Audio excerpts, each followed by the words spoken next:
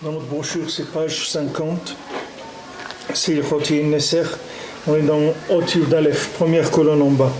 Kankanim shel Yain Nesser Asurim. Les kankanim, comment on appelle ça, les jarres, là les fûts aussi. Ouais. Aujourd'hui, c'est des fûts. Les kankanim, c'est à leur époque, je ne crois pas qu'ils avaient des grands fûts comme aujourd'hui. Mais de toute façon, c'est le même dîme, c'est la même chose. Un fût qui contient 2000 litres ou un tonneau ou des cuves, tout ça, c'est la même chose. Si c'est du vin Nesser, tous ces kélim-là, ils sont interdits. Parce que tout le problème du vin, qui est le yan qu'on avait vu que ça abîme les mochines, c'est-à-dire que ça abîme l'esprit, tout ça c'est un problème de récipient. C'est-à-dire c'est le ikar, c'est le récipient.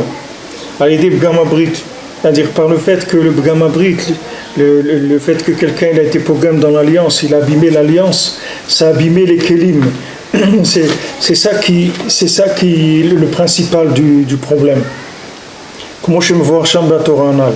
Valken afilum en be'ayan mochin maga kumata.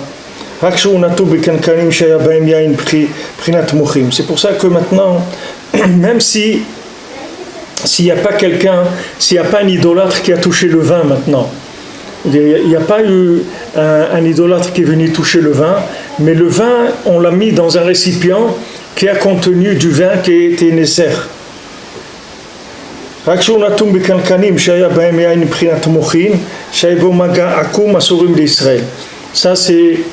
c'est interdit pour un juif qui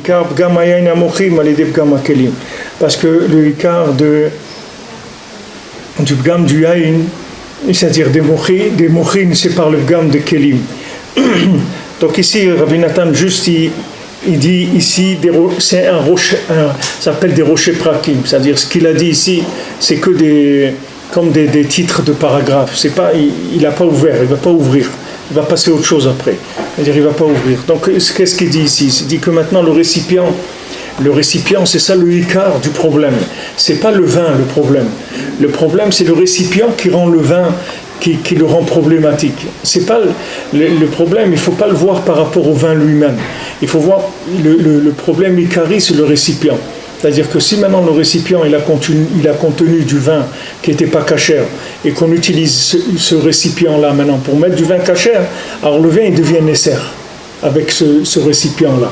Même s'il n'y a pas eu maintenant un goy qui a touché le vin, même si qu'il n'y a pas un idolâtre qui est venu toucher cette bouteille, mais le fait que cette bouteille, c'est une bouteille de vin nécessaire, quand on met le vin dedans, alors il devient nécessaire. Alors maintenant, Maïnafkamina, par rapport à nous, c'est-à-dire à notre Inyan, c'est que maintenant, ce qui est métamé, c'est le récipient, c'est pas le vin. C'est-à-dire que maintenant, nous, on fait attention de pas utiliser le récipient. Le récipient, c'est le keli des mochin. C'est-à-dire que maintenant, là,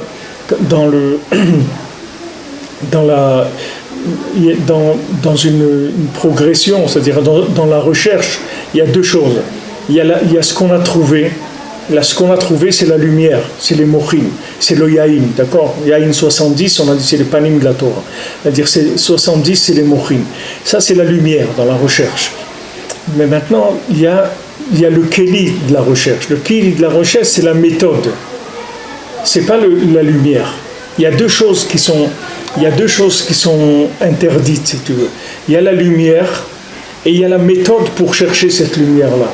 Maintenant, la méthode pour chercher la lumière, elle est pire que la lumière elle-même qui est fausse. C'est-à-dire que si maintenant quelqu'un il a trouvé par exemple, il a trouvé le communisme, d'accord? Il a cherché, il a trouvé une nouvelle idéologie qui s'appelle le communisme, d'accord? Le marxisme, des choses comme ça. Maintenant, le résultat de cette chose-là, c'est quelque chose qui est tamé, d'accord? Ça veut dire c'est quelque chose qui est impur, c'est quelque chose qui va contre contre la recherche d'Hachem. D'accord, c'est une façon de vivre qui n'est pas en harmonie avec la création du monde. C'est pas ce que Hachem il a voulu. Hachem il veut pas le communisme. Il a commencé, voilà, on a vu Esav, c'était le premier communiste du monde, il était rouge. C'était un rouge. C'est le premier qu'on l'a appelé le rouge. C'est-à-dire que Hachem il veut pas ça. C'est-à-dire Hachem c'est pas ce qu'il veut. Maintenant ça c'est l'idéologie elle-même. Quand elle est mise, si on veut, dans des livres ou autres, on va t'expliquer, voilà maintenant le bilan, c'est-à-dire de la recherche, à quoi on est arrivé, l'idéologie. Alors on va te donner des résultats. Des résultats, par exemple, que tout le monde va avoir un salaire égal, qu'il va y avoir des choses, etc. Voilà toutes les conclusions de cette idéologie, à quoi elle va arriver. Ça, c'est une chose, ça, c'est un problème. Mais la méthode, comment on est arrivé à ça, ça, c'est pire que cette chose-là. La méthode qui amène à ça, c'est-à-dire la façon de réfléchir qui fait amener à ces conclusions, elle est pire que la conclusion elle-même. Vous comprenez ce que ça veut dire? Ça veut dire que maintenant on va pousser plus loin. On va pousser plus loin. Maintenant, quelqu'un il est dans la Torah, d'accord? Quelqu'un il a de la Torah. C'est quelqu'un qui a de la Torah, c'est un rab, il a tout ce qu'on veut. Maintenant, si ces récipients à lui, ils sont pas 100%, il ne faut pas regarder ce qu'il dit, c'est-à-dire même s'il dit de la Torah, mais la méthode qu'il utilise pour réfléchir, elle n'est pas bonne. Elle est plus dangereuse que la Torah elle-même. L'approche qu'il a, la méthode de comprendre, elle est pire que la Torah elle-même. Parce que du moment où les kélim ils sont abîmés, c'est ça le pire. C'est-à-dire quand le kéli il est abîmé, c'est-à-dire le kéli des mochines, c'est-à-dire le récipient lui-même, la marmite dans laquelle on va faire cuire la chose, elle est pire que le manger lui-même, qui est pas cachère. Le manger il n'est pas cachère. Mais la marmite dans laquelle on a cuit le manger, c'est pire que le manger lui-même. Parce que quand tu apprends une méthode, quand quelqu'un il te donne, si quelqu'un il te donne des conclusions, un jour tu peux en marchant, tu peux rentrer dans un platane, tu te fais une bosse et tu te réveilles, tu comprends? Tu te réveilles. C'est-à-dire qu'il t'arrive quelque chose dans ta vie qui va te déstabiliser. Et tu peux te réveiller, c'est-à-dire même si on t'a transmis des choses qui sont fausses, un jour tu peux retrouver la vérité, tu peux avoir un choc, quelque chose qui va te remettre sur les rails. Mais si on t'a transmis une méthode de réflexion qui est fausse, jamais tu peux sortir. Comment tu vas sortir? Tout ce que tu mets dedans, ça ne devient pas cachère. Si maintenant tu mets dans une marmite de la viande qui n'est pas cachère, ok? Cette viande qui n'est pas cachère, ok, qu'est-ce qu'on fait? Un jour, on dit, bon, moi je veux plus de la viande qui n'est pas cachère. Je prends la viande qui n'est pas cachère, je la sors de la marmite, je la jette, et je lave bien la marmite, et c'est tout. Ok? Je me suis débarrassé de la viande qui n'est pas cachère. Mais si maintenant, la marmite, elle n'est pas cachère, tout ce que je vais cuire dedans, ça va devenir pas cachère. Je ne peux pas m'en sortir. C'est-à-dire, il faut que je prenne la marmite, il faut que je la cachérise elle-même, ou je la casse, ou je la jette, ou je truc, mais je peux pas l'utiliser. Parce que la marmite, c'est pire que ce qu'il y a dedans. Ça, c'est le problème de la lumière et des kélim. C'est-à-dire, quand des gens, ils ont utilisé des conclusions de la société, c'est-à-dire la philosophie, la politique, tout ce qu'on veut, la littérature, tout ce qu'on veut, ils sont arrivés à des conclusions. Et les gens, ils ont pris ces conclusions-là et ils ont vécu avec. Bien que ces conclusions, ça soit du mensonge, mais c'est un mensonge dans lequel il n'y a pas de méthode. On n'a pris que le résultat. Donc un jour ou un autre, on peut trouver une façon de sortir, parce que c'est un résultat, c'est tout. Mais si quelqu'un, il est rentré dans la méthodologie de la chose, c'est-à-dire il croit dans la méthode, c'est terminé pour lui. Il ne peut plus sortir de là-bas. Il ne peut pas sortir. Parce que tout ce que tu mets dedans, ça se met à l'envers. Il ne peut pas sortir. On a dit, celui qui a des kélim qui sont abîmés, il ne peut pas s'en sortir. Parce que tout ce que tu mets dans ces récipients, ça devient faux. Tu veux lui expliquer quelque chose, il comprend l'envers. Tu ne peux pas lui expliquer quelque chose. Parce que quand tu lui expliques, il comprend l'envers. parce qu'il a des kélim qui sont abîmés. Donc sa méthodologie, c'est-à-dire sa façon de réfléchir, elle est fausse. Donc il ne peut rien faire. Il faut qu'il prenne les récipients et qu'il les mette à la poubelle. C'est tout. Il ne peut rien faire. Il ne peut rien faire. On ne peut pas le soigner de ça. Le seul soin qu'il y a, c'est qu'il prend ses récipients à lui et les met de côté. C'est tout. Il ne les utilise plus. Il cuisine dans des récipients neufs. Et il n'utilise plus ça. Il ne peut pas. Il ne peut pas utiliser ça. Tu vois maintenant des exemples. Je ne peux pas donner des exemples trop concrets parce que c'est un petit peu gênant. Mais vous verrez par exemple des rabbins qui ont appris la philosophie ou la littérature goy, etc. Tu vois la Torah qui sort, tu vois que c'est une Torah, que c'est une salade, c'est mélangé. Il ne peut pas arriver à quelque chose de clair. Il ne peut pas donner quelque chose, un judaïsme clair. Pourquoi ? Parce que les récipients, la méthode, à la base, elle n'est pas bonne. C'est-à-dire que l'approche de la personne, elle n'est pas bonne. Du moment où l'approche, elle n'est pas bonne, tu peux mettre ce que tu veux dedans, ça sortira toujours faux. Tu ne peux jamais trouver la vérité avec une méthode qui n'est pas bonne. C'est impossible.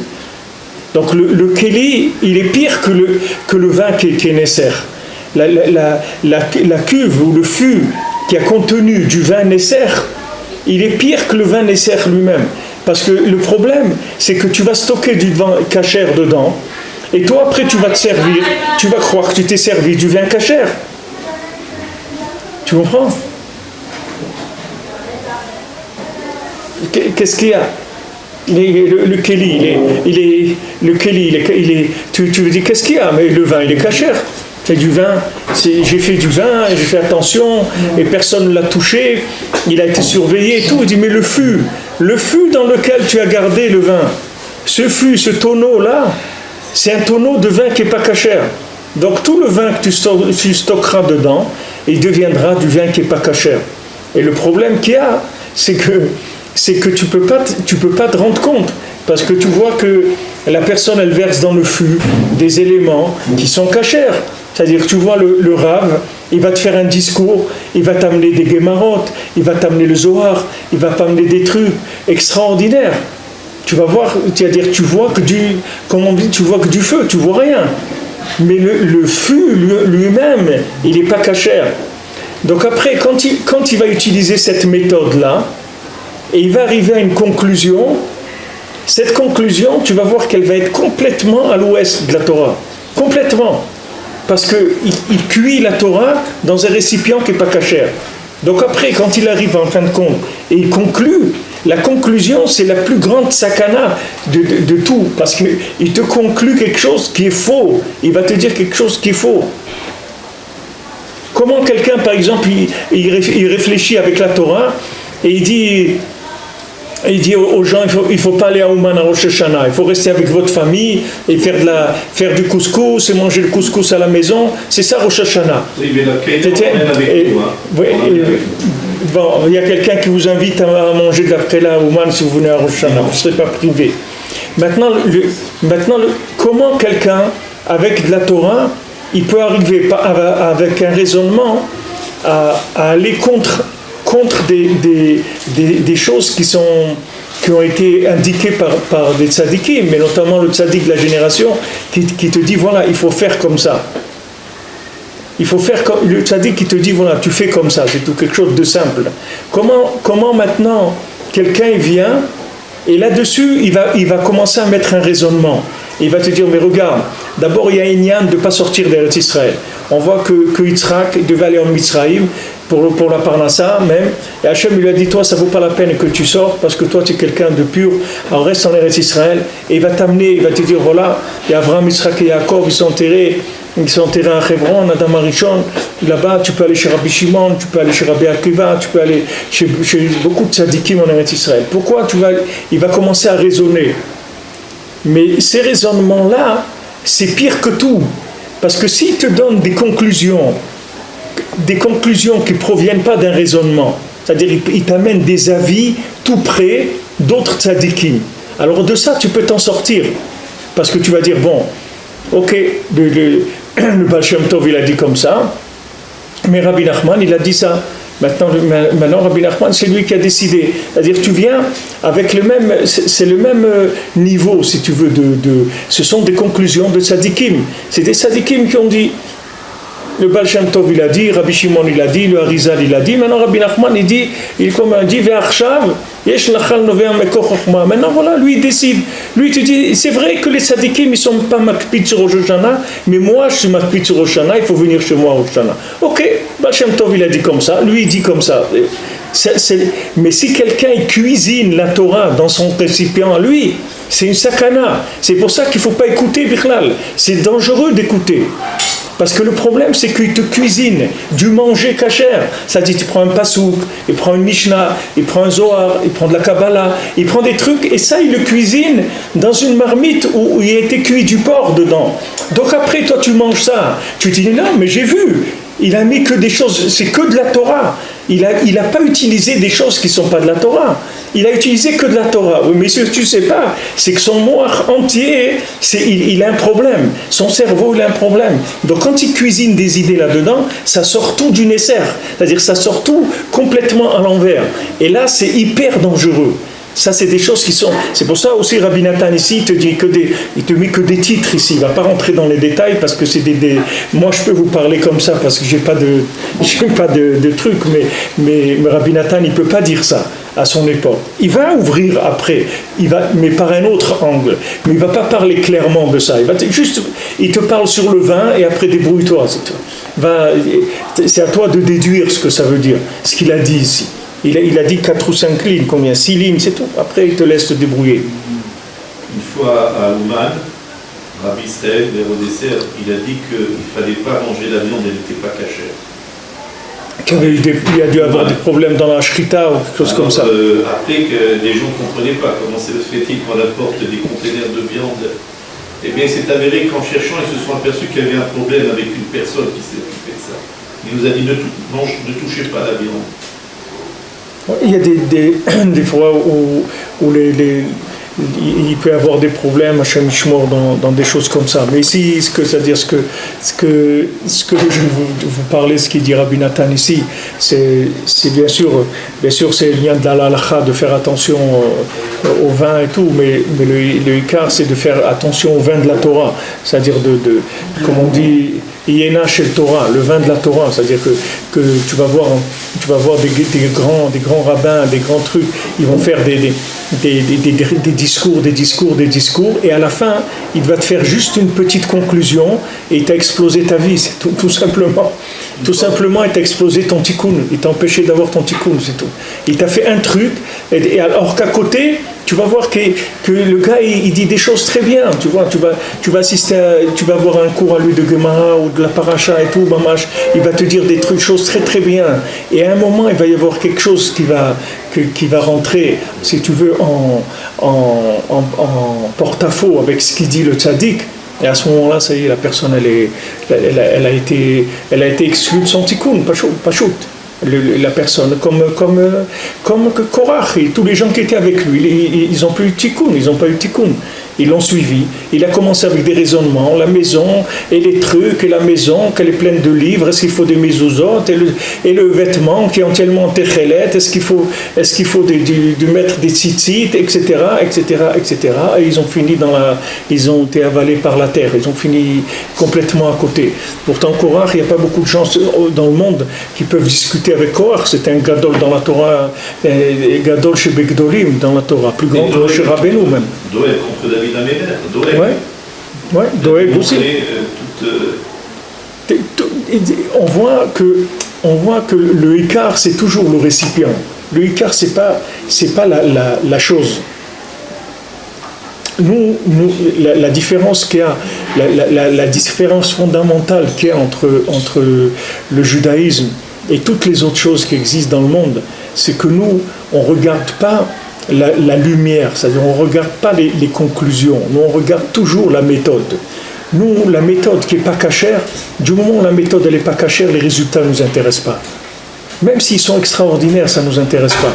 Parce que du moment où on y est arrivé de façon qui n'est pas cachère, ça ne nous intéresse pas. Comme on avait eu avant, je vous ai rapporté Rabbi Chia. Rabbi Chia, il dit, moi je vais moi-même, je fais faire la shrita de l'animal, c'est moi-même qui vais l'abattre, l'animal. Après, je prends la peau et je fais moi-même le claf. C'est moi-même qui vais faire le parchemin. Et c'est moi-même qui vais écrire la Torah. Et après cette Torah, je vais l'enseigner à des petits-enfants qui sont purs, qui n'ont jamais fauté. Et de ça, on va redémarrer. Quand ils lui ont dit, voilà, il va se passer ça, on va oublier la Torah et tout, qu'est-ce qu'il a dit? Il n'a pas dit, on va commencer à faire des trucs super sophistiqués, super... Non, non, au contraire, parce que tout ce que tu vas faire de sophistiqué, tu fais que cuisiner dans la même marmite. Qu'est-ce que tu fais? Tu rajoutes des épices, tu rajoutes des trucs, mais la marmite, elle n'est pas cachère. Laisse tomber, il faut changer la marmite. Laisse tomber, on va cuire même dans un dé à coudre, on va cuire un grain de maïs, mais on va manger ça, c'est tout, parce qu'on sait que c'est cachère. C'est-à-dire, ce qu'on va faire, c'est qu'on va retourner. Pourquoi Rabbeinu, il a dit la simplicité? Pourquoi Rabbeinu, il a insisté? Il a dit, regardez, ne perdez pas votre temps, parce que moi, j'ai été au bout de la chokhma. J'ai été au niveau de sagesse le plus élevé qu'un homme peut arriver dans ce monde. Et quand je suis arrivé là-bas, qu'est-ce que j'ai trouvé? J'ai trouvé la simplicité.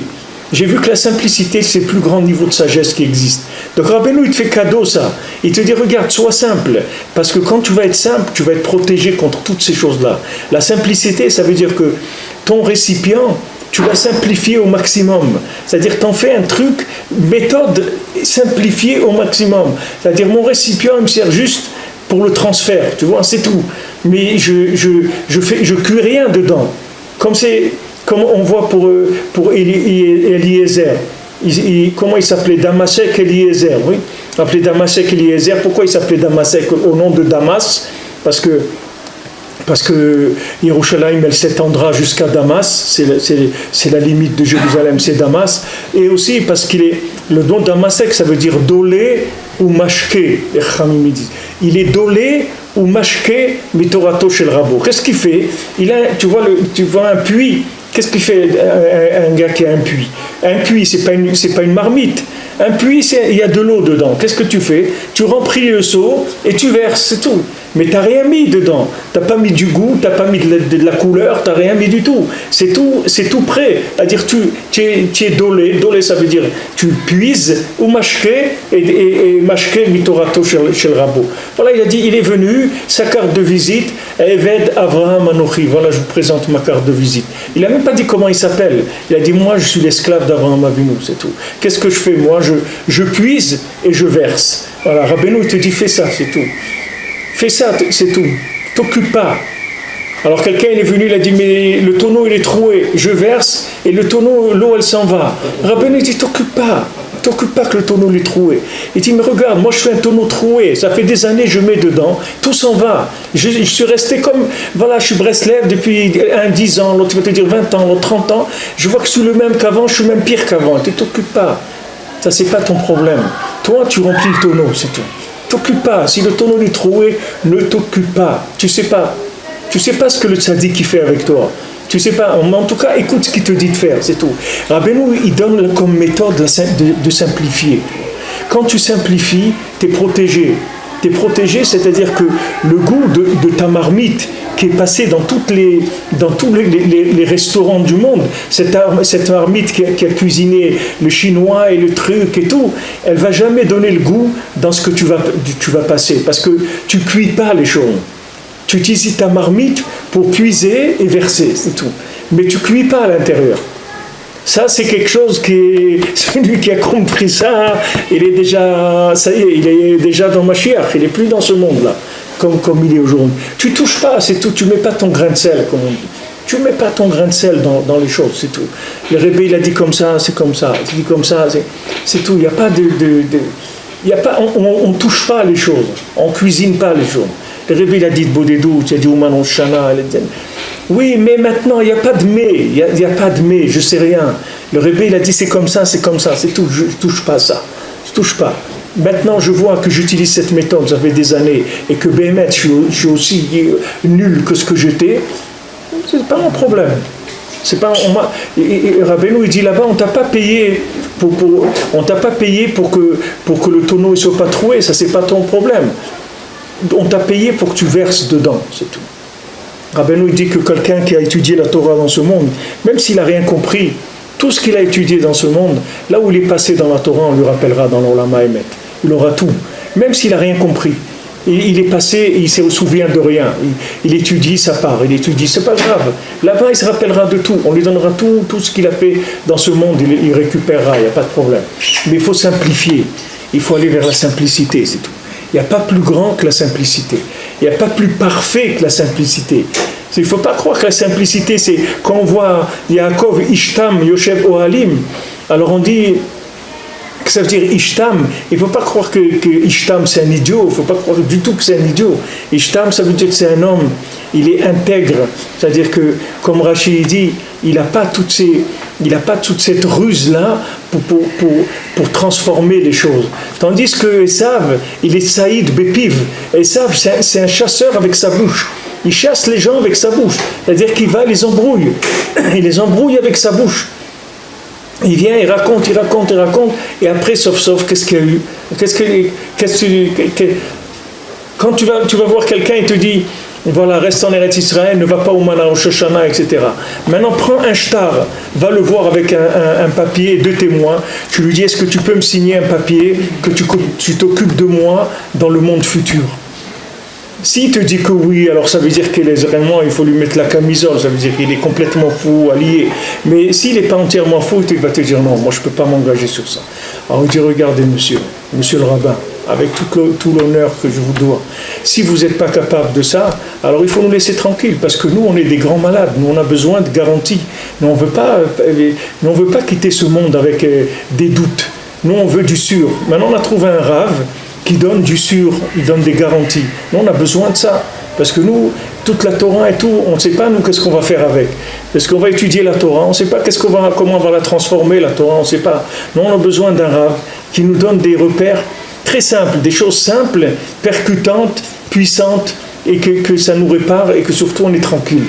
On n'a pas de souci à se faire. On fait notre tikkun klali, on fait notre hitboedut, on va au Man Rosh Hashanah, on étudie la halakha, et puis on dort tranquille parce qu'on sait qu'il va s'occuper de nous. On veut pas, nous on n'est pas capable de cuisiner. Nous on n'est pas des chefs cuisiniers, nous on est des consommateurs, c'est tout. On n'est pas des chefs cuisiniers. On ne sait rien. Le tzaddik qui nous a dit ça et ça, voilà, c'est ça le repas, on prend ça, c'est tout. On ne veut pas cuisiner la Torah. Ça c'est la simplicité. Tu vois Yaakov, c'était ça. Yaakov il était simple. C'est-à-dire il avait une approche simple de la Torah. Il y avait la yeshiva de Shem, la yeshiva de Hever. Il allait dans la yeshiva de Shem, il allait dans la yeshiva de Hever. Et après, avant de partir chez Lavan, il est resté 14 ans. Il est 14 ans chez eux. Pourquoi? Pour se préparer à rentrer chez Lavan. Il a pris 14 ans d'intégrité, de simplicité. Il est devenu tellement simple que Lavan, c'était le plus grand roublard du monde, Lavan. Même Esav, il avait peur de Lavan. Pourquoi Esav, il n'a pas été tué, Yaakov, chez Lavan? Parce qu'il tremblait de Lavan.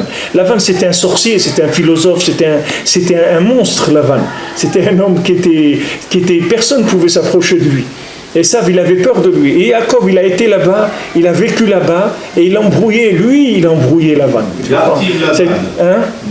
Voilà. Il a habité avec Lavan, et il a pu s'en sortir. Mais pourquoi il a pu s'en sortir?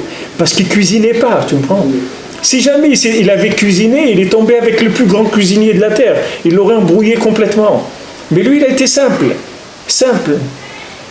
Et maintenant, il a vu qu'il l'embrouillait. Il lui a dit, mais regarde, je t'ai dit, ta fille, celle-là, est truc quand il devait prendre Rachel. Il lui a précisé, il lui a donné toutes les précisions, parce qu'il savait que c'était un roublard, qu'il allait, malgré ça, il l'a roulé quand même. Mais il est resté, il n'est pas parti. Il a dit, bon, si c'est comme ça, alors c'est dommage, mais on ne fera plus d'affaires ensemble, tu as gardé tes 2 filles, moi je rentre chez moi. Puis non, il n'a pas fait ça, il est resté. Mais tu vois qu'avec sa Tmimout, il a gagné Lavan. Il lui a tout pris à Lavan. Il a pris toutes les Neshamot Israël, elles étaient chez Lavan. Tous les troupeaux de Yaakov, c'était quoi? C'est toutes les Neshamot Israël qui étaient là-bas. Il les a toutes sorties. Et il est sorti avec Rachel, il est sorti avec Léa, et il est sorti surtout avec Yosef et tous les Shvatim. Il a pris de là-bas. Il les a fait sortir de chez Lavan. Avec sa simplicité, c'est tout. Parce qu'il était simple. Simple, ça veut dire parfait. C'est ça que veut dire simple. Simple, ça veut dire parfait. Maintenant, dans le monde, la simplicité, dans le monde, on te dit que si tu es simple, tu es un idiot. Alors c'est sûr qu'il n'y a personne qui veut être simple. Les gens ils veulent être compliqués, parce que plus tu es compliqué, plus tu montes, il y a c'est pas simplé.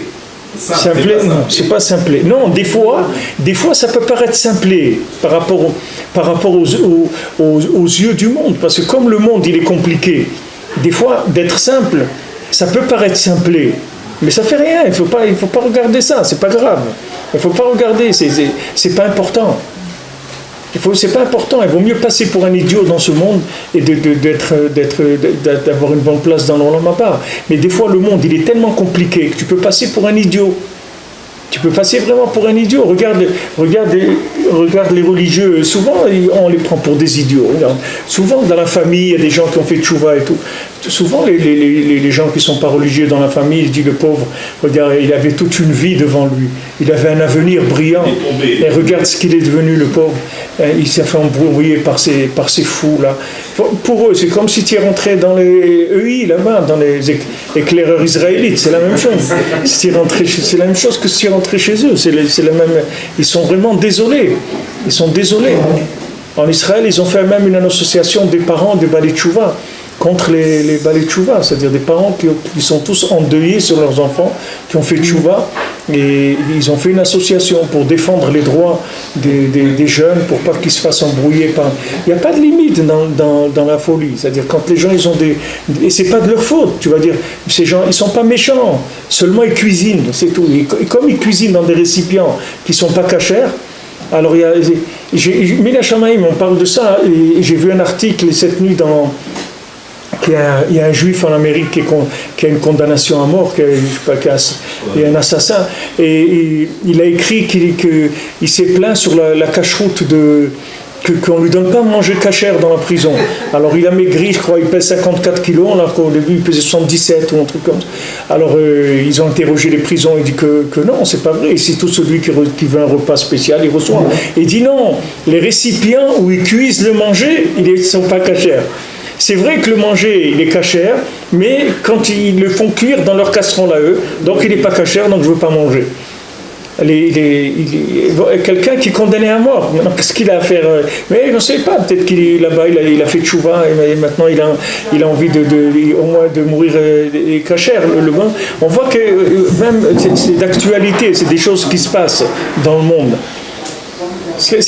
Alors maintenant, nous ce qu'on veut, c'est-à-dire on veut de la Torah qui a été cuisinée dans des récipients qui sont cachers 100%. Sinon, ça ne nous intéresse pas. Sinon, ça ne nous intéresse pas. Parce que même si apparemment ça va te donner un peu d'excitation momentanée ou de solution momentanée, ce n'est pas des solutions qui sont valables. Et même si c'est une solution que toi, d'après tes récipients, tu vas voir que c'est une solution, et même si ça va marcher, ça ne nous intéresse pas. Parce que même que ça marche ou que ça ne marche pas, pour nous, c'est la méthode, comment on a obtenu ça, qui nous intéresse.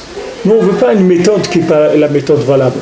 Je vous avais raconté, une fois, il y avait un Breslever, il n'avait pas d'enfant, et il était un Shabbat chez le Rav de Tchernobyl, le Rav Nachum de Tchernobyl. Il avait passé un Shabbat là-bas, et il y avait quelqu'un de sa famille qui était Karov de ce Rav-là, de ce tzaddik, c'était un grand tzaddik, le Rav Nachum de Tchernobyl. Donc le Shabbat, il a demandé au Rav, il a dit, faites-lui une bracha à mon beau-frère ou un truc, il n'a pas d'enfant. Alors le Breslever, il a dit, non, je ne veux pas que vous me fassiez une bracha. Moi, je veux avoir un enfant, que de la bracha de mon Rav, de Rabbi Nachman, c'est tout, sinon ça ne m'intéresse pas. Alors le Rav de Tchernobyl, il a dit, ça s'appelle Emunat Chachamim. Ça, c'est Emunat Chachamim. C'est pas l'enfant qui l'intéressait. C'est un enfant qui vienne comme il faut qu'il vienne, sinon ça n'intéresse pas. Mais l'enfant aussi, il veut qu'il vienne avec un keli kasher, avec une méthode kasher. C'est-à-dire la bracha, il veut la recevoir de Rabbi Nachman. Il ne veut pas une bracha de quelqu'un d'autre. Ça n'intéresse pas. Parce que lui, il ne veut pas gagner. C'est pas ce qui l'intéresse, c'est pas de faire des affaires. Ce qui l'intéresse, c'est de réussir. Vraiment. Et il n'a pas beaucoup de temps. Et il n'a pas beaucoup d'argent non plus. Donc il faut qu'il fasse son choix rapidement et qu'il fasse ce qu'il a à faire. Donc il ne veut pas des choses qui peuvent être mélangées. Ça ne l'intéresse pas. S'il doit avoir un enfant, il l'aura avec la bracha de Rabbeinu, c'est tout. Sinon ça n'intéresse pas, c'est tout. Même si un autre Rav va lui faire une bracha, il ne veut pas. Parce qu'il n'a pas confiance que cette bracha, elle est shlema. C'est tout. C'est-à-dire il peut y avoir des mélanges dedans. Et s'il y a des mélanges, tout après ça sort mélangé. Ce n'est pas le résultat, ce qu'on a obtenu, il faut voir comment on l'a obtenu ça. Ça c'est fondamental. C'est-à-dire que les gens, ils ne savent pas ça ou ils ne veulent pas regarder ça. Ce qui nous intéresse à nous, c'est ça. Peu importe la quantité, peu importe ce qu'il y a, nous, on veut que ça soit vrai, c'est tout. Que ça vienne du tzaddik Hador, c'est tout. Sinon, ça ne m'intéresse pas. C'est beau, tu me proposes ce que tu veux. Moi, je ne cherche pas le beau, je ne cherche pas de la réussite. Pour moi, la réussite, c'est d'être avec le tzaddik. C'est ça la réussite. De rester avec lui, ça s'appelle réussir. S'éloigner, ça s'appelle échouer. Même si cet éloignement, il donne une super réussite, ça ne m'intéresse pas. C'est pas ça que je cherche. Même une super réussite dans la Torah, ça ne m'intéresse pas. Je veux rester dedans. Aujourd'hui, c'est le Yortzeit du Reb Hirschleib Lepel. C'était un des grands de la génération d'avant. Il est niftar 23, c'est Cheshvan, comme ça, en 1900 c'est Tafshin même. Ça fait 34 ans. Il avait 34 ans. Et lui, il était de Ouman, il était de Pologne. Et de Pologne, il est allé à Ouman, il s'est marié là-bas, il a vécu à Ouman, il est monté en Eretz Israël. Il faisait partie du groupe de Rav Shmuel Horowitz, c'était le Rav de Rav Shmuel Shapira, pour te dire qui c'était. C'était la petite chambre qu'il y avait à David Ameller. Maintenant, ils ont enlevé cette chambre. Là-bas, ils ont mis tous les trucs électriques. Mais il y avait une petite chambre de Breslev, il y avait écrit un petit panneau. Cheder Breslev et tout, et en dessous c'était écrit, ça a été acheté par Rav Hirschleib, c'est lui qui avait cet endroit là-bas. C'était un très très grand Oved Hashem, c'est des gens, c'était du feu, c'est des gens hommage de Rabbeinu. Mais il n'y avait que Rabbeinu, il n'y avait rien dans leur vie, il n'y a rien, tu ne pouvais pas lui proposer autre chose, quoi que ce soit d'autre, il n'y avait que ça, c'est tout. Le reste ça ne m'intéresse pas parce que c'est pas tous les autres conseils, je veux voir où il a été cuisiné le conseil.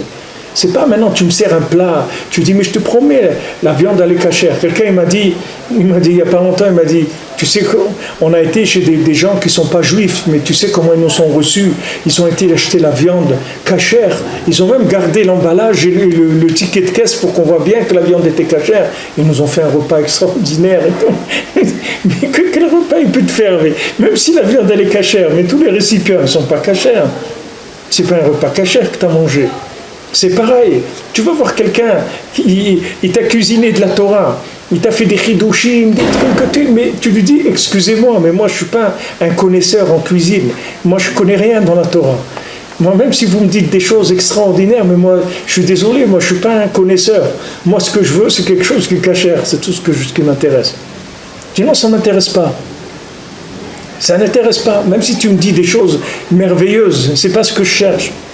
Je ne cherche pas des merveilles, je cherche un médicament, je ne cherche pas des merveilles.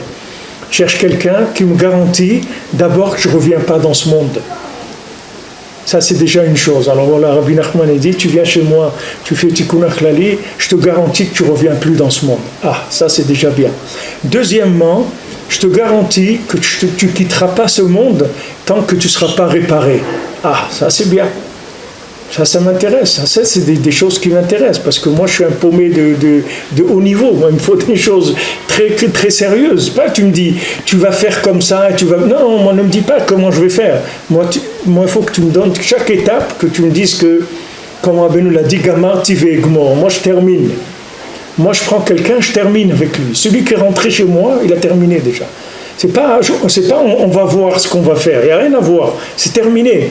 Du moment où tout le problème c'était d'arriver chez moi, mais quand il est arrivé chez lui, ça y est, c'est fini, c'est réglé. Mais même s'il est fou, c'est le plus grand fou du monde, c'est pas grave. Il est arrivé chez le Rebbe, il a été au Oman, il a fait Tikkun Achlali au Negmar, on a terminé avec lui, ça y est. Mais moi c'est ça que j'ai besoin, sinon j'ai pas la force. Tu te rends compte, tu me proposes maintenant, regarde la méthode que tu me proposes.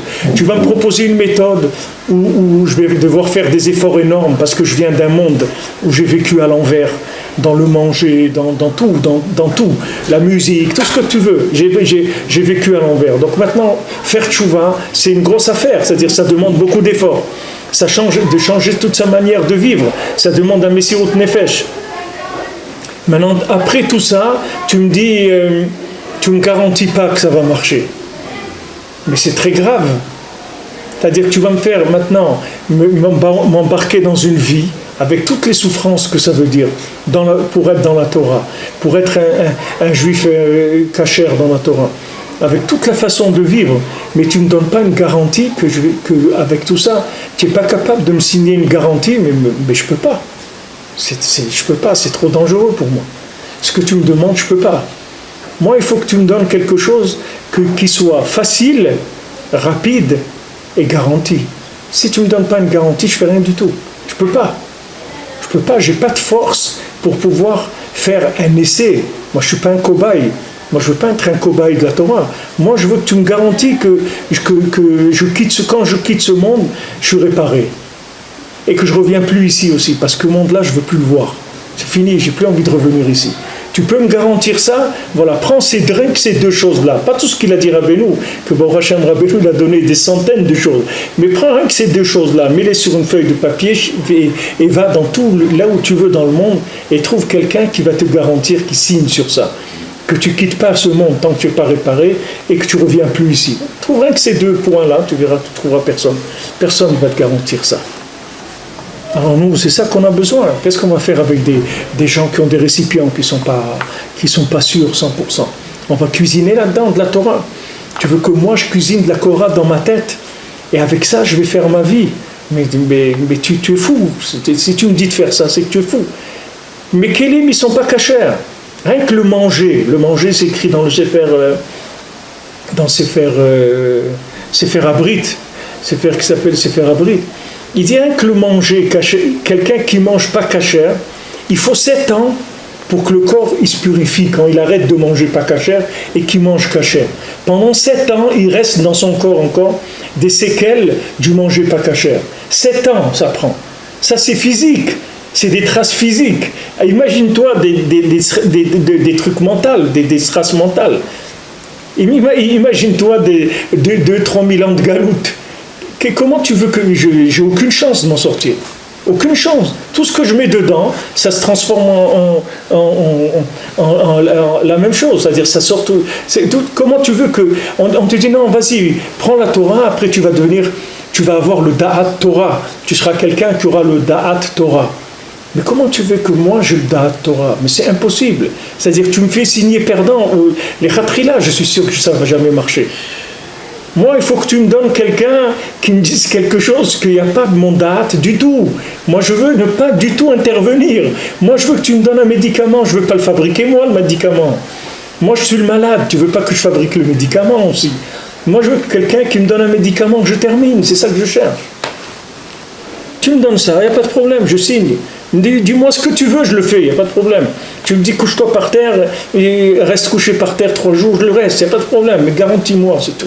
Tu me dis avant en Ukraine, là-bas, dans un pays, où des trucs, je vais où tu veux, mais garantis-moi, c'est tout ce que je te demande.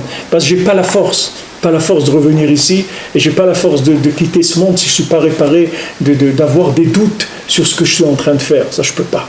Il faut que tu me donnes des certitudes, mais tu vois 100%, sinon je ne peux pas. Tu rencontres un gars, tu lui dis engage-toi dans la Torah, ça va peut-être marcher, mais je ne m'engage pas. Je ne suis pas fou. J'ai plus de chances que ça ne marche pas plus que ça marche. Tu me donnes de la matière, tu me dis de la cuisiner moi-même. Comment tu veux que je cuisine ça? Je ne sais pas, je préfère manger cru, c'est tout. Mais je ne cuisine pas. Je ne sais pas ce qui va me sortir de la marmite. Je mange ce que je peux manger de cru. Les carottes, je les mange crues, les trucs, et le reste, je ne le mange pas, c'est tout. Je ne peux pas, je n'ai pas de garantie. Ça, c'est pour ça que Rabbi Nathan, il n'ouvre pas. Il dit 5 lignes, il dit voilà, des rochers prakim et débrouille-toi. Mais avec tout ce qu'il a dit avant, alors c'était déjà, il a expliqué avant. Donc maintenant, ce qu'il a ouvert, c'est uniquement, il a avancé dans le même raisonnement. Mais il n'y a pas eu quelque chose, il n'a rien caché. Il a juste fait qu'il n'a pas trop ouvert parce que, comme je vous l'ai dit plusieurs fois, c'était dangereux pour lui. Il ne pouvait pas se permettre de dire des choses comme ça. Nous, on peut se permettre aujourd'hui parce que le monde, il est vraiment malade et les gens, ils commencent à savoir qu'ils sont malades. Donc, c'est moins dangereux. Mais à son époque, à lui, les gens, ils savaient bichlal pas qu'ils étaient malades. Ils croyaient qu'ils étaient en bonne santé. Ils croyaient vraiment qu'ils étaient en bonne santé. Ils ne savaient pas à quel point ils étaient atteints déjà de la maladie, de l'imagination, comment ils étaient déjà bien détruits. Les gens, ils ne savaient pas. Donc, ils ne pouvaient pas parler comme ça. Alors, au Judbet, il dit Ikar Shoresh HaBechira, נמשל מהבחירה של גדולי הצדיקים, שהם בחינת משה. Maintenant, le Icar. Alors vous vous souvenez qu'on était dans le Nyan de la Bechira avant, oui. On a parlé avec le Nyan de Bilam, etc.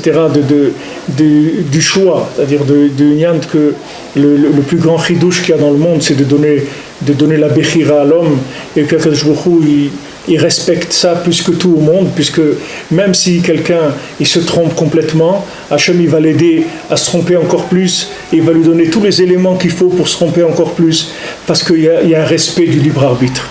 Donc ici, Rabbi Nathan il dit que la racine du libre arbitre de tout qu'il y a dans le monde, c'est-à-dire d'où ça vient le kouach de la Bechira, ça vient de la Bechira des tzadikim, qui sont Prinat Moshe, les grands tzadikim. Chez Bechiratam, Rak Prinat Moshe aussi Fiom Echad Midaato. Que la Bechira des tzadikim, c'est dans le principe que Moshe, il a rajouté un jour de son date. C'est-à-dire, Akadosh Baruch Hu, il a dit à Moshe, dans 2 jours, c'est Matan Torah. Moshe vient et dit, c'est dans 3 jours, c'est Matan Torah. Il a ajouté un jour de son da'at à lui, Moshe Rabbeinu. C'était ça sa Bechira. Sa Bechira à lui, c'est que lui, il savait interpréter la parole d'Hachem, et quand Hachem il dit 2, lui il sait que ça veut dire 3. Mais ça, il n'y a que lui qui peut comprendre ça. Personne ne peut comprendre ça. Personne, à part Moshe Rabbeinu, ne peut comprendre que 2 font 3. Que 2 c'est 3. Personne ne peut comprendre. Qui est-ce qui va s'aventurer à ça? Si c'est pas Moshe Rabbeinu, on parle même pas. Le gars, on le liquide. Qu'est-ce qu'il dit? Hachem, il prépare une chose comme ça que depuis Briat Haolam, on attend Matan Torah. Il dit dans 2 jours. Quelqu'un vient et dit non, dans 3 jours, pas dans 2 jours. C'est osé comme je dis. Alors maintenant, il dit que tout le sort de la Bechira, de tous les individus sur terre, ça vient de la Bechira des tzadikim. C'est ça la vraie Bechira. C'est-à-dire la vraie Bechira, c'est qu'eux, ils savent, dans la parole d'Hachem, reconnaître qu'est-ce que ça veut dire cette parole-là, et te la traduire, te dire ces mots en ce qui te concerne à toi. Hachem, il dit 2. Imagine-toi quelqu'un, il entend. Qu'est-ce qu'Hachem, il dit à Moshe Rabbeinu? C'est la même chose toute la Torah, entre parenthèses. Parce que la Torah, il a dit à Moshe Rabbeinu, il ne l'a pas dit à nous. La Torah, elle a été donnée Torah de Moshe. Donc, la Torah de Moshe, il dit, Torah de Moshe, ok, Moshe Rabbeinu, dans 2 jours, je donne la Torah. Quelqu'un, il entend ça. Maintenant, il vient, Moshe Rabbeinu réunit tout le monde, il dit, Rabotai, chers amis, et tout, dans 3 jours, c'est le matin de la Torah. Mais le gars, il vient et tout. C'est quoi ce truc? Mais moi j'étais là-bas, il a dit 2 jours, Hachem, il n'a pas dit 3. Il dit, reste tranquille. Non, mais il a dit 2 ou il a dit 3? Il a dit 2, mais c'est 3. C'est trop Rachid. Quand la Torah dit c'est blanc et Rachid dit c'est noir, en vérité c'est noir, c'est pas blanc. Ouais, mais toi tu ne peux pas voir ça. C'est-à-dire que si tu veux, c'est le libre arbitre des tzadikim, c'est-à-dire le libre arbitre des tzadikim, c'est qu'ils ont la capacité dans la parole d'Hachem de voir le Ratzon Hachem, qu'est-ce qu'il est. Et des fois le Ratzon, c'est pas ce qu'il a dit au premier niveau.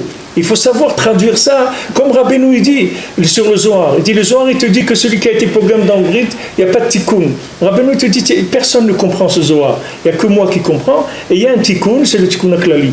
Maintenant, on dit, mais le Zohar, il a dit qu'il n'y a pas de tikkun. Tu ne comprends pas le Zohar, c'est tout. C'est pas pour toi. C'est pas que le Zohar, il n'est pas pour toi. Le Zohar, il est pour toi. Mais lis-le et c'est tout. Ne rentre pas dans des interprétations.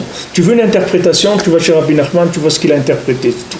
Et là où il n'a pas interprété, si ça correspond à ce qu'il a dit, ça vient, comme on dit, ajouter du bois dans le feu, vas-y, pas de problème. Et si tu vois dans le Zohar quelque chose qui vient gêner ce qu'il a dit Rabbi Nachman, mais de l'autre côté, ça veut dire que le Zohar, tu ne l'as pas compris. C'est tout, c'est pas difficile. Tout ce que tu trouves qui vient accompagner et aider ce que le tzaddik il a dit, allez, vas-y, étudie, prends, il n'y a pas de problème. Mais là où tu vois quelque chose qui a l'air un petit peu en marge, ou un petit peu être contre ce qu'il a dit Rabbeinu, alors mets-le de côté tout de suite, ça veut dire que tu n'as rien compris. Donc le départ, on va dire, du choix, de la possibilité de choisir, ça vient du choix des tzadikim. Et Bémet Rabbeinu dit dans le côté moral que plus tu descends, et moins tu as le choix, les maasés. Quand tu prends des gens qui sont à un niveau très bas, ils n'ont pas de bechira bichlal. C'est-à-dire la Bechira, c'est un niveau déjà la Bechira. Mais les gens qui sont très bas, ils n'ont pas de libre arbitre. Parce qu'ils sont tellement si tu veux, manipulés par des forces extérieures qu'ils n'ont pas le choix, le Maasé. Ils n'ont pas le choix. Tu vois, quand il vient le Baal Tfila, quand il arrive dans le pays des gens qui étaient tombés dans la Tahava de l'argent, il commence à parler avec eux, personne ne voulait l'écouter. Personne ne voulait l'écouter. Parce que les gens, il dit là-bas, ils étaient tellement enfouis dans leur truc qu'ils ne pouvaient même pas entendre. C'est-à-dire qu'ils n'avaient plus de libre arbitre, les gens. Ils étaient noyés dedans. Alors maintenant, il a été voir les gens qui étaient les gardiens à l'extérieur, qui gardaient le pays. Donc comme c'était des gens qui étaient, comme on a vu, ils étaient entre les deux, parce qu'ils gardaient le pays, ça veut dire que c'était des gens tellement nuls qu'ils avaient le droit d'être en contact encore avec la puanteur du monde où il n'y a pas d'argent, si tu veux. C'est-à-dire avec les bas-fonds de la société. Ils ont le droit d'être là-bas. Alors ces gens-là, il a commencé à parler avec eux. Le Baal Tfila, il parlait avec eux, Et à un moment, il parle avec eux, il dit, mais de toute façon, qu'est-ce que je peux faire? Je suis tout seul, moi. Alors quand il a entendu ça, le Baal Tfila, il était content. Parce qu'il a vu que ça y est, ça avait commencé déjà un petit peu à rentrer. Juste maintenant, il ne savait pas comment il allait faire pour s'en sortir. Mais déjà, il avait accepté l'idée que le Inyan de faire la Avodat Zara de l'argent et tout, ce n'était pas le but de la vie. Ça s'était rentré chez lui. Mais pourquoi? Parce que c'était quelqu'un qui était un peu dehors, c'est-à-dire que de cette tahava. C'est-à-dire il était dehors. Ça veut dire que c'était un rescapé par rapport à eux. Parce que les Maasé, c'est celui qui fait le moins intoxiqué par la maladie de l'argent. Donc il pouvait lui parler. Tandis que les autres, ils ne pouvaient même pas parler avec eux. C'est une Torah dans le côté moral. Rabbi nous dit que les gens, ils n'ont pas le Bechira Bémet. Combien de gens, par exemple, dans les procès des nazis et tout, ils ont dit que on a exécuté des ordres, c'est tout. Il y a des gens qui ont mené cette tahana-là. Est-ce que vraiment ces gens-là, ils avaient le choix? Est-ce que vraiment tu dis à un bonhomme, sous un régime aussi totalitaire, est-ce que tu crois que des gens, ils ont une carrure de pouvoir dire non, ben moi ça je le fais pas. Alors tuez-moi, mais moi ça je le ferai pas. Mais il n'y a pas beaucoup de gens qui peuvent faire ça. C'est pas, la plupart des gens ne peuvent pas faire ça. La plupart des gens ils roulent dans les systèmes. Qu'est-ce que tu veux qu'ils fassent? Ils dansent avec la musique qu'il y a. C'est un tango, ils dansent ça. Si c'est twist, ils dansent. Qu'est-ce qu'il va faire? Il peut pas. La plupart des gens, c'est comme ça. Donc tu vois qu'ils n'ont pas la Bechira, le Maasé. Une personne qui n'est pas capable de vivre ce qu'elle pense, c'est qu'elle n'a pas le libre arbitre. Elle n'a pas le choix. Elle dit, qu'est-ce que je peux faire? Je n'ai pas le choix. Je suis obligé de faire comme ça. Maintenant, où il commence le vrai choix? C'est ces tzadikim-là, qu'ils sont capables, dans la parole d'Hachem, de la transformer. Et c'est ça le vrai choix. Et s'il n'avait pas dit 3, il n'y aurait jamais eu Matan Torah. Parce que 2, il n'y aurait pas eu, et les gens, ils seraient partis, c'est tout. Ils auraient vu que le film n'a pas commencé, au bout de 2 jours, ils auraient pris leur valise, ils seraient partis. Ils ont dit encore, c'est une arnaque, ça. Il nous a dit 2 jours, à chaque fois, il nous raconte des histoires. C'est encore une nouvelle histoire, au bout de 2 jours, ils seraient partis, les gens. Alors qu'il fallait 3 jours. Mais ça, c'est que Moshe Rabbeinu qui peut faire ça. Ça, c'est le shoresh de la Bechira. C'est la racine du libre arbitre de tout le monde. שהמשיך הקדושה, דהיינו פרישות וקדושת הברית, יותר ממה שנסתוו בפירוש מפי הקדוש ברוך הוא. C'est-à-dire, qu'est-ce qu'il a fait, Moshe Rabbeinu? Il a ajouté sur le Inyan de Tikkun Abrit, parce que qu'est-ce que c'était le Inyan de 3 jours? C'était prendre 3 jours, il fallait être séparés, c'est-à-dire les hommes et des femmes, et il ne fallait pas avoir de rapport pendant ces 3 jours-là. Alors lui, Hachem lui a dit 2 jours, lui il a mis 3 jours, parce que lui il a compris qu'est-ce qu'il fallait, à quel niveau il fallait que les gens y soient pour pouvoir recevoir la Torah. Et dans ça, dépendait tout le libre arbitre de Moshe Rabbeinu. Et de ces choix-là, il y a une répercussion dans tout le choix du Ham Israël. Alken gam kol adam yesh lo eze prinat be'elem miprinat zot shetzarich lehavin me'atzmo ratzon Hashem yitbarach ve'atzadik ha'emet ve'lo yate et atzmo ve'yikaven da'ato me'od l'Hashem yitbarach. Alors il dit que chacun il a une prina comme ça, caché, BLM, c'est-à-dire en lui, il a quelque chose comme ça. Il doit comprendre de lui-même la volonté d'Hachem et du tzaddik Haemet, et de ne pas se tromper, et d'être mais quand même le da'at, d'avoir vraiment la conscience de la chose, me'od l'Hachem Yitbarach, c'est-à-dire que vraiment, il faut vraiment qu'il veuille faire la volonté d'Hachem vraiment, jusqu'à qu'il s'annule complètement, c'est-à-dire qu'il faut savoir que la préparation, qu'est-ce que c'est ici Rabbi Nathan il parle à plusieurs niveaux en même temps, mais quand il nous dit voilà que Hachem il a dit dans 2 jours je te donne la Torah, c'est-à-dire que pendant 2 jours il rentre dans les niam de Tikkun Abrit pendant 2 jours, c'est-à-dire qu'il se sépare complètement de ces choses-là pendant 2 jours. Moshe Rabbeinu il dit 3 jours, pourquoi? Parce que Moshe Rabbeinu il te dit regarde, maintenant il faut que tu te prépares vraiment. Est-ce que tu veux vraiment la vérité? C'est ça qui est important. C'est combien tu as un vouloir de vérité. C'est ça qui compte. C'est pas ce que tu vas trouver, parce que tu vas trouver ce que tu veux de toute façon. Ce que tu veux, c'est ça que tu vas trouver. Donc, est-ce que tu as un vrai vouloir de vérité? C'est-à-dire, est-ce que vraiment c'est Hachem que tu cherches? Est-ce que vraiment c'est Béhémet, c'est Hachem que tu cherches? Béhémet, la mytho, ta vie, c'est de chercher Hachem. Parce que ce que tu vas chercher, c'est ça que tu vas trouver. Alors fais attention. Fais attention. C'est ça le 3e jour qu'il a rajouté Moshe Rabbeinu. C'est-à-dire, Moshe Rabbeinu, il te rajoute, si tu veux, dans la préparation, dans la chana, il te demande plus que ce que Hachem il a demandé. Pourquoi? Parce qu'il veut t'aider à ce que tu sois vraiment prêt à découvrir la vérité. Donc c'est dans la recherche où il va te rajouter plus. C'est pas dans l'action. C'est pas dans l'action, Moshe Rabbeinu, il va te rajouter. Il y a des gens, ils rajoutent dans l'action. Ils disent ouais, le kazaïd c'est 29, le kabetza 58, moi je rajoute, je vais manger 70 grammes, 80 grammes. Hachem il a dit de faire comme ça, moi je vais faire plus. Mais c'est pas ça qui est important. C'est pas de faire plus qui est important. Ce qui est important, c'est combien tu veux te rapprocher d'Hachem. C'est ça qui est important.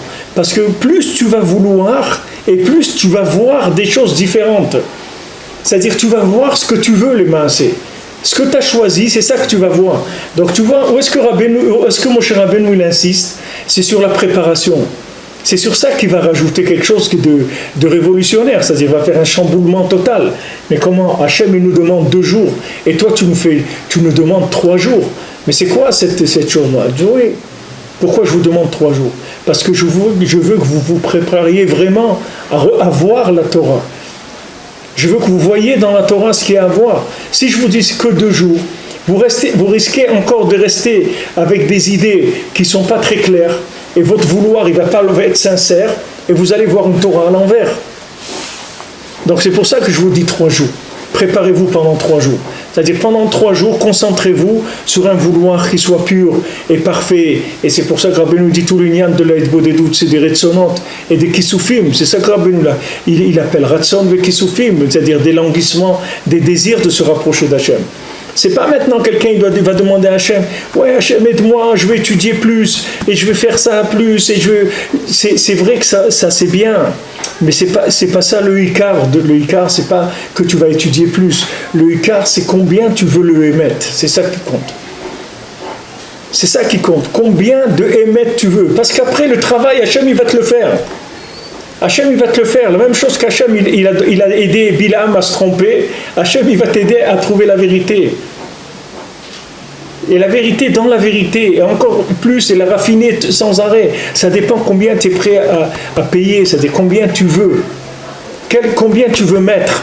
Quand la personne dit, voilà, vous cherchez une maison, monsieur, combien vous voulez mettre? Merci. Combien vous voulez mettre? C'est ça qui compte. Maintenant, quelqu'un, combien il veut mettre pour aller chez le tzaddik, pour se rapprocher du tzaddik. Ce Hirshleib là, quand il était jeune, il venait d'une chassidoute, mais son père il connaissait les livres de Breslev. Son père il a levé les livres de Breslev, il étudiait les livres de Rabbeinu. Il avait Ishtaprut HaNefesh aussi comme ça, et il faisait Tikkun HaKlali, son père. Maintenant, lui quand il est arrivé, il avait peut-être 14 ou 15 ans, quand le rideau de fer est tombé entre la Russie et la Pologne. Alors les gens ne pouvaient plus aller à Ouman. Il y avait un rave que son fils il a voulu aller à Ouman, un rave qui était un des gens du Beddin, un Beddin. Et il a entendu que son fils il voulait aller là-bas. Alors qu'est-ce qu'il a fait ce rave? Il s'est venu comme un Ben Adam Pachout, comme ça il est venu chez les Breslevers dans la choule. Il a commencé à être avec eux, tout ça, jusqu'à qu'il a vu comment ils faisaient pour aller. Ils lui ont dit voilà comment ils font les gens pour passer la frontière avec des passeurs. Il y avait des passeurs professionnels qui leur faisaient passer la frontière. Et le Rav, il a été là-bas, il a trouvé son fils qui allait juste passer, il l'a ramené à la maison, il a sorti un sac que c'est interdit d'aller, etc., parce que c'est dangereux. Et il a fait signer Rav Yitzhak Breiter et aussi Rav Aaron Leib Sigelman sur ce sac-là. Alors il y a des Bachourim Breslev, ils ont dit, nous on a le sac de Rabbeinu qu'il a dit faut être à Ouman à Oshana, c'est tout, nous on y va. Ils ont été mamash, ils ont pris des risques énormes. C'est-à-dire que d'abord ils se sont fait attraper, et le Rav qui avait là-bas dans la ville, il connaissait la police, tout ça, il les a fait libérer, il leur a dit, ils étaient un groupe de je ne sais pas combien, une quinzaine, une vingtaine, il leur a dit attention, hein, parce que la prochaine fois je ne ferai plus rien pour vous. Donc la plupart ils sont partis, mais il y a 5 ou 6, ils sont restés, ils ont réessayé quand même.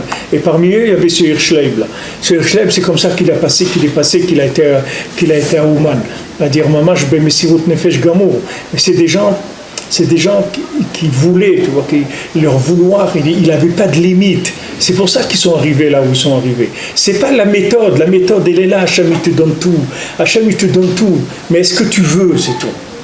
C'est ça qu'il faut comprendre. C'est pas, les gens ils croient qu'il leur manque dans la tête des informations, tu vois, pour devenir un tzaddik. C'est pas les informations qui te manquent. Il te manque, tu veux pas devenir un tzaddik, c'est tout. C'est ça qui te manque. Parce que si tu voulais, Hachem, tout le monde entier te le met à ton service pour que tu deviennes un tzaddik. Mais est-ce que tu veux? C'est tout. Décide ce que tu veux.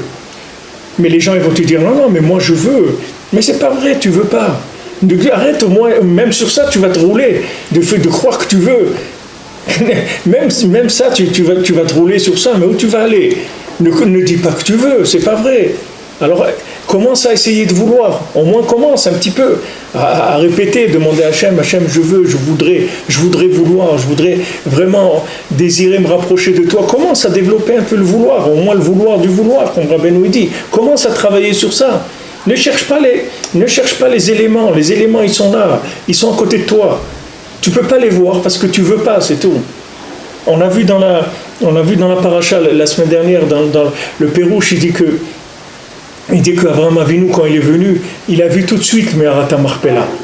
Il a vu tout de suite que c'était la porte du Gan Eden. Et les autres, ils n'ont rien vu du tout. Ephron, c'est écrit que Ephron, chaque fois qu'il s'approchait là-bas, ça devenait tout noir. Il avait l'impression d'aller dans un truc tout noir, tout dégoûtant, comme ça, tout noir, obscur et tout. Il ne voulait pas s'approcher de là-bas. Et Avraham Avinu est venu, il a vu que c'était tout de suite la porte. Parce qu'est-ce qu'il dit le Zohar? Le Zohar, il dit que celui que la chose, elle est à lui, la chose, elle se montre à lui. Quand quelqu'un, il va quelque part, et cette chose, elle est à lui, elle se montre à lui, la chose. Quand quelqu'un il va se marier, pourquoi il se marie avec cette femme? Il y en a des milliers de femmes dans le monde. Parce que cette femme elle va se montrer à lui, ça veut dire il va voir que c'est sa femme. Et il n'y a que lui qui va le voir, bien sûr, parce que c'est sa femme à lui. Donc lui, il va voir ce que quelqu'un d'autre il n'a pas vu. Maintenant, si tu veux, avec ton vouloir, tu vas voir des choses que d'autres ils ne voient pas. Et tu ne comprends pas. Et des fois, tu parles avec des gens, et toi, tu crois que tout le monde voit la même chose. Mais les mains, c'est pas vrai. Chacun, il voit ce qu'il veut. C'est tout, ce qu'il veut voir.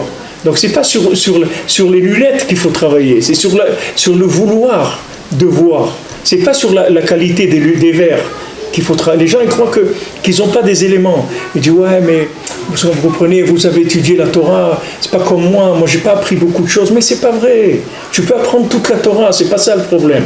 Le problème c'est ce que tu veux, c'est ça qui compte. Ce qui compte, c'est le ratson. C'est-à-dire, plus tu vas avoir du ratson, et plus tu vas avoir, Hachem, il va te donner tous les outils pour réussir. Parce que les outils sont gratuits, ils sont là. Hachem, il veut te les donner. Mais seulement si Hachem, il te donne les outils de ton vouloir, c'est tout. Il n'y a pas d'autre. Chacun recevra les outils par rapport à ce qu'il veut. Là où tu as mis la barre, tu vas voir que tout le monde, il va se mettre à ce niveau-là.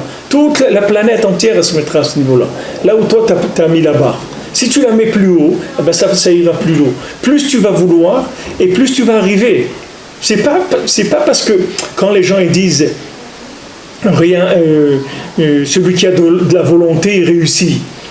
C'est pas vrai. C'est pas parce qu'il a de la volonté qu'il réussit. C'est parce que comme il a du vouloir, on lui fournit les éléments. Mais c'est pas lui qui fait la réussite. C'est Hachem qui donne la réussite. Mais Hachem, il donne la réussite à celui qui veut réussir, c'est tout. Mais c'est pas lui qu'en ayant de la volonté, il a trouvé des méthodes de réussite. C'est pas vrai. C'est que sa volonté, elle a fait qu'il a réussi à trouver des gens qui se sont mis à son service. C'est-à-dire, Hachem, il lui a envoyé des éléments pour l'aider à réussir ce qu'il veut réussir. Mais lui, car c'est le ratson, c'est tout. C'est pas le reste, ça se met en place tout seul. Alors ça, Bezrat Hachem, on avancera là-dedans.